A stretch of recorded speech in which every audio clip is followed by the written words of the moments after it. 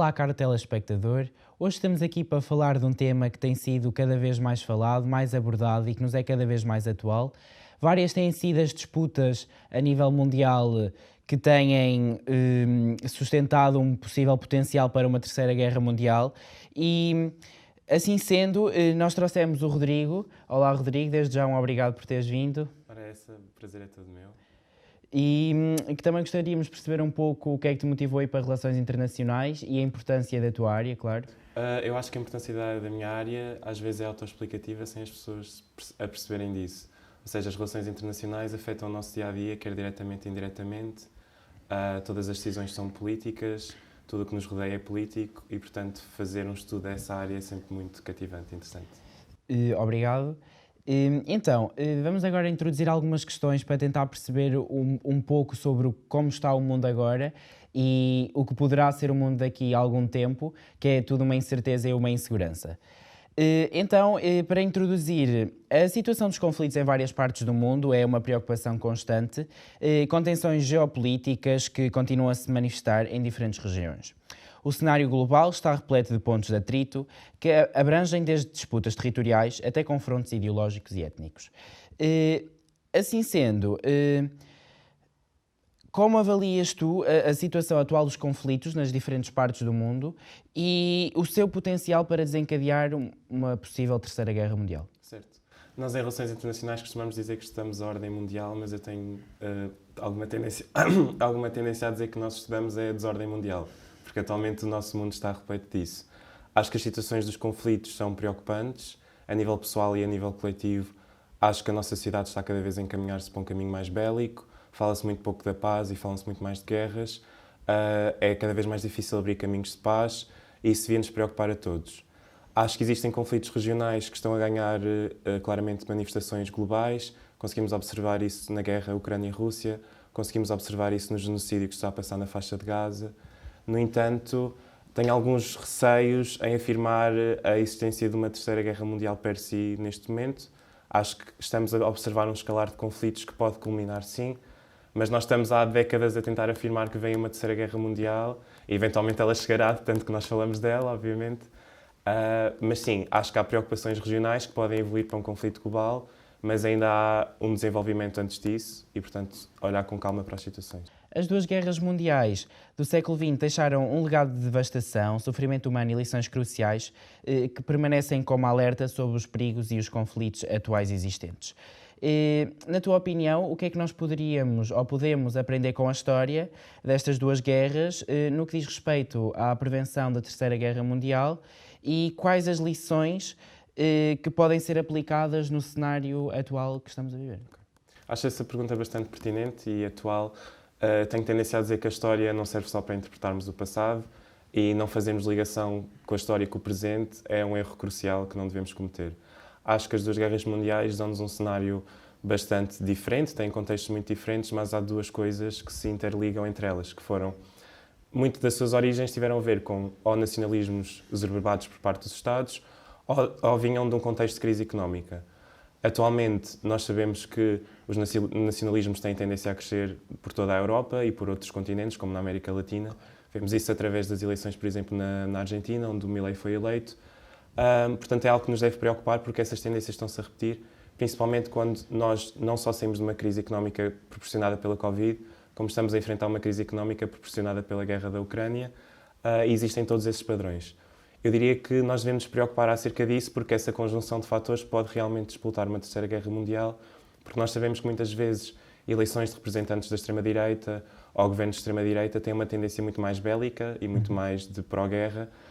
Nós assistimos isso em mandatos, por exemplo, do Donald Trump, em que ele não tinha receio algum de entrar num conflito bélico.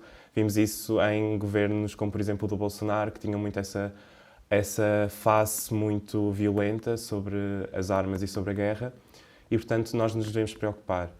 Eu acho que as pessoas às vezes não se apercebem disso, mas a esfera nacional influencia o internacional, ou seja, quem nós elegemos para nos representar também acaba por tomar posições internacionais e isso pode ou não resultar numa nova guerra e acho que devemos ter isso em conta quando elegemos quem nos representa.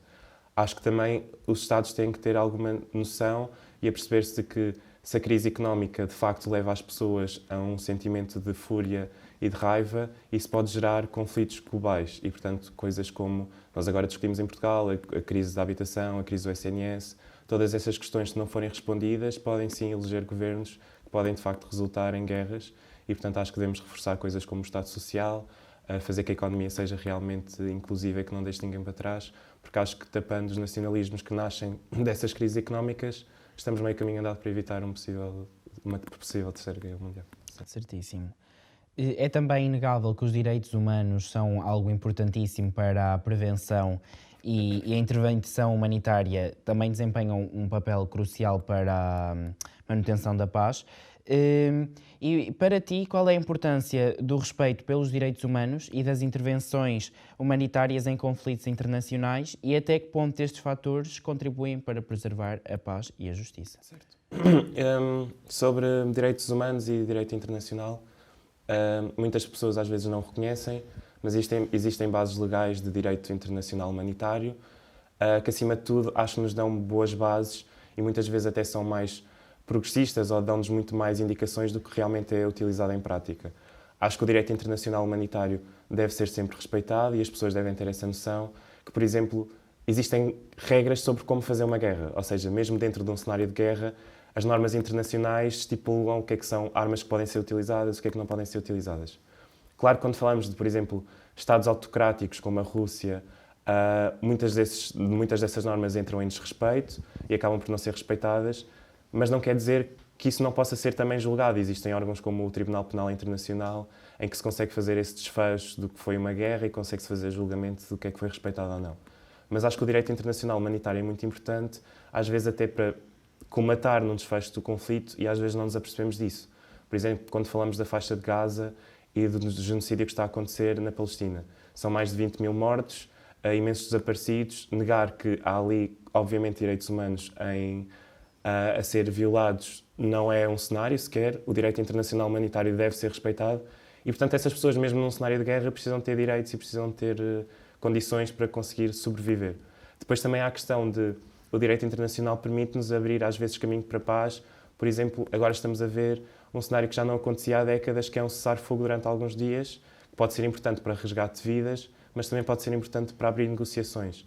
Muitas vezes as negociações para o fim de uma guerra começam exatamente com cessares-fogos, acordos comerciais, a abertura de corredores humanitários e, portanto, o direito humanitário não só salva vidas e deve ser preservado, como também pode ser uma ferramenta para conseguirmos dar um desfecho aos conflitos. O fortalecimento e capacitação das organizações, nomeadamente da ONU, são essenciais para melhorar a sua eficácia e também para prevenir conflitos e para a promoção da justiça global. Este é um desafio complexo, pois exige a atuação destes em várias áreas e ações também muito coordenadas. Como podem ser fortalecidas e capacitadas estas organizações internacionais como a ONU para desempenharem um papel mais eficaz na prevenção de conflitos e na promoção global, da paz global? Eu acho que às vezes a ONU não tem o papel relevante que devia ter e acho que isso é uma coisa que nós conseguimos todos notar. No entanto, isso não tira o mérito da instituição. A ONU é provavelmente a instituição mais multilateral que temos, onde conseguimos reunir todos os países do mundo, a maior parte deles. E as Assembleias Gerais, por exemplo, da ONU são bastante importantes no sentido em que, apesar de não serem decisões vinculativas e que vinculam os Estados, abrem um panorama internacional, ou seja, quando os Estados votam algo, mesmo que não seja vinculativo, há ali uma norma de direito que começa a ser aplicada e isso é importante. Obviamente, a instituição tem, no entanto, as suas falhas e acho que nós em relações internacionais debatemos muito isso. Há, por exemplo, a questão do veto no Conselho de Segurança, se os países deviam ter direito a veto ou não. Eu acho que é um debate interessante. Não tenho uma resposta definitiva para ele. Acho que uma parte de mim acredita que se o poder de veto não existisse, a ONU não conseguia ser tão multilateral, mas também reconheço que o poder de veto acaba por impedir decisões importantes. Acho que um debate interessante também a ser tido é, por exemplo, a composição do Conselho de Segurança. O Conselho de Segurança tem 5 membros permanentes, mas eles acabam por, às vezes, não ser representativos da ordem mundial. Por exemplo, algo que é destacado até bastante pelo presidente do Brasil, Lula Inácio da Silva, é, por exemplo, porque é que o Brasil não está incluído permanentemente no Conselho de Segurança. E é algo que eu consigo compreender, ou seja, o Conselho de Segurança não é representativo, exclui muitos países do sul global, como por exemplo o Brasil, que, perdeu as posições de destaque na economia internacional ultimamente, graças à governação de Bolsonaro, mas continua a ser um território extremamente importante. Temos a Amazónia, começamos a ver também a evolução do Brasil no panorama internacional outra vez, e isto deixa-me um pouco perplexo, como é que essa diversidade ainda não existe. E depois também estamos a falar de... temos Estados-membros no Conselho de Segurança de forma permanente, que muitas das vezes ou utilizam a sua posição para financiar guerras, criar guerras, ou até para financiar a indústria do armamento, mas depois não conseguimos ter países que não estão interessados nesses negócios a impulsionar conversas sobre paz. E, portanto, acho que para além da questão do veto, também temos que refletir sobre quem é que está a representar o Conselho de Segurança na ONU e que interesses é que estão por detrás disso. Mas eu acho que é uma instituição que continua a ser importante, porque eu acho que muitas das vezes esquecemos que sobre o poder das balas ainda existe o poder da palavra, e acho que essa negociação é muito importante. Durante várias décadas, as nações ocidentais, especialmente liderada pelos Estados Unidos e os seus aliados na Europa, desempenharam um papel muito preponderante na promoção da estabilidade global, defendendo valores como a democracia, direitos humanos e o Estado de Direito. No entanto, surgiram novos atores com perspectivas e abordagens diferentes neste paradigma. Considerando as mudanças na dinâmica de poder global, com a ascensão de novos atores internacionais, como a China, qual é o papel do mundo ocidental na manutenção da paz e da justiça a nível global? Certo. Eu acho que há que saber distinguir duas coisas. Eu acho que nós podemos ter uma atitude crítica e devemos ter uma atitude crítica perante Estados como o Estado chinês, que muitas das vezes entra em desrespeito aos direitos humanos, e outros Estados à volta nessa região. No entanto, temos que ter um balanço entre as nossas críticas e a promoção da paz, no sentido em que muitas das vezes o que os Estados Unidos ou alguns países ocidentais fizeram no passado, e acho que já reconhecemos que foi errado, é haver um intervencionismo direto no clima estatal do país, de modo a promover valores que nós podemos considerar importantes e que eu acho que são importantes, como a democracia e os direitos humanos, mas acabam por criar muitas vezes conflitos bélicos. Nós vimos isso, por exemplo, na guerra do Iraque, onde os Estados Unidos e uma coligação de países decidiu invadir a região com receios de armamento que estava ali presente, e depois acabámos por perceber que não havia fundamento nas ameaças e acabou por se criar uma guerra que alastrou imensos países. Portugal chegou a estar envolvido em envios de tropas e, portanto, temos que ter cautela sobre como é que nós agimos na agenda internacional e como é que nós promovemos os nossos valores.